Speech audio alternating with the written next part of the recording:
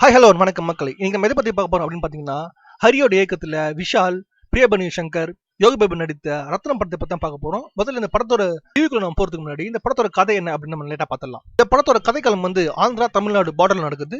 சின்ன வயசுலயே சமுத்திரக்கனிக்காக கொலையை பண்ணிட்டு ஜெயிலுக்கு போறாரு விஷால். அதனால சமுத்திரக்கனியோட ஒரு விசுவாசியா மாறுறாரு. அதே நம்ம சமுத்திரக்கனி விஷால ஒரு சொந்த பையன் மாதிரி கூட வச்சுக்கிறாரு. இப்போ என்னதான் சமுத்திரக்கனி ஒரு ரவுடியா இருந்தாலும் வந்து வளர சமுத்திரக்கனி ஒரு பெரிய எம்எல்ஏ மாதிரி மக்களுக்கு நல்லது பண்ண ஆரம்பிக்கிறாரு. போலீஸால தீர்க்க முடியாத நிறைய கேசஸ சமுத்திரக்கனி ரத்தத்தை வச்சு உதவி பண்றாரு. ஒரு ரவுடிலேயோ நல்ல ரவுடி அப்படின்னு சொல்லலாம். இடையில விஷால் பிரியபரணி சங்கரை பாக்குறாரு. அப்போ பிரியபரணிக்கு பெரிய பிரச்சனை வேற. அந்த பிரச்சனையை விஷால் உள்ள புந்து காப்பாத்துறாரு. அது மட்டும் இல்லாம பிரியபரணி சங்கருக்கு ஒரு நிழலா கூடவே இருக்காரு. யாருன்னே தெரியாத பிரியபரணி சங்கர் எதுக்கு ரத்தனம் இவ்வளவு உயிரை கொடுத்து காப்பாற்றணும், எதுக்கு அவங்க கூடவே இப்படி இருக்கணும் அப்படின்னு ஆடியன்ஸ்ல இருந்து எல்லாருக்குமே ஒரு கொஸ்டின் வருது. அப்புறம் தான் எல்லாருக்கும் தெரிய வருது பிரியபரணி சங்கர் பாக்குறதுக்கு அவங்க ஒரு அம்மா மாதிரி இருக்காங்க அப்படின்னு. அதனால ஒரு மகனா பிரியபரணி சங்கருக்கு கூடவே நேராவே இருக்காரு. இதுக்கப்புறமா பிரியபரணி சங்கரோட பிரச்சனை ரத்னத்தோட பர்சனல் பிரச்சனை மாறுது. இதுக்கப்புறமா கதையில என்னாச்சு அப்படிங்கிற விஷயத்த ட்விஸ்ட் அண்ட் டர்ன்ஸோட சொல்லியிருக்கிற படம் தான் ரத்னம். ஆக்டிங் வைஸ் பாத்தீங்கன்னா விஷால் இந்த படத்தை முழுக்க தன்னோட தோல்ல சுமந்து சுத்தி இருக்காரு அப்படின்னு சொல்லலாம். ஒரு சில இடத்துல விஷாலோட ஆக்டிங் ஓவர் ஆக்டிங்கா இருந்தாலும் ஒரு சில இடத்துல கன்வின்சிங்காவே இருக்கு. அண்ட் பிரியபரணி சங்கர் இவங்களுக்கு எல்லா படத்துலையும் இந்த மாதிரி கேரக்டர்ஸ் தேடி வருதா இல்லை இவங்க தேடி போறாங்களான்னு தெரியல. அதே மாதிரி செட்டிலான ஆக்டிங், ஒரே மாதிரியான காஸ்டியூம்ஸ், ஒரே மாதிரியான எக்ஸ்பிரஷன்ஸ் அதே மாதிரி தான் கொடுத்துட்டு இருக்காங்க. அண்ட் ஒரு கட் ஆஃப் பாயிண்ட்ல இவங்களுக்கு இந்த படத்தில் ஒரு பெர்ஃபார்ம் பண்ணுறதுக்கான ஒரு ஸ்கோப் இருந்தது.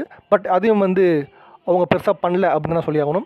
யோகி பாபு காமெடி சுத்தமாக படத்தில் ஒர்க் அவுட் ஆகவே இல்லை. அண்ட் ஹரியோட டேரக்ஷன் அவர் முந்தைய படங்களை கம்பேர் பண்ணால் அவர் டேரக்ஷன் இந்த படத்தை சுத்தமாக எடுபடலை அப்படின்னு சொல்லலாம்.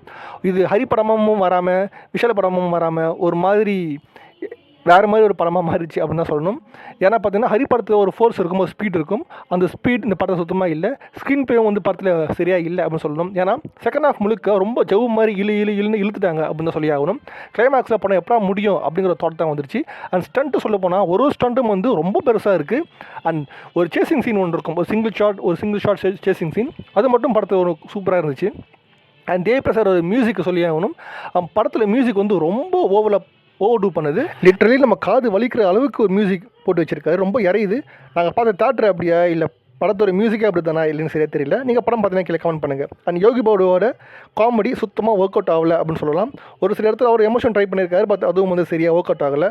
அண்ட் ஓவரால் இந்த ரத்னம் படம் எப்படி இருக்குது அப்படின்னு பார்த்தீங்கன்னா ரொம்ப ரொம்ப ரொம்ப பிலோ ஆவரேஜான ஃபிலிம் தான். அண்ட் இந்த படம் வந்து இன்றைக்கி தமிழ்நாடு முழுக்க எல்லா தேட்டரும் ரிலீஸ் ஆகி ஓடிட்டுருக்கு. பார்க்கலாம், ட்ரை பண்ணிங்கன்னா கண்டிப்பாக படத்தை தேட்டரில் பாருங்கள். அண்ட் இந்த மாதிரி வீடியோஸ் ரிவ்யூஸ் உங்களுக்கு நம்ம மெட்ரஸ் சேனல் சப்ஸ்கிரைப் பண்ணுங்கள். பாய் மக்களே.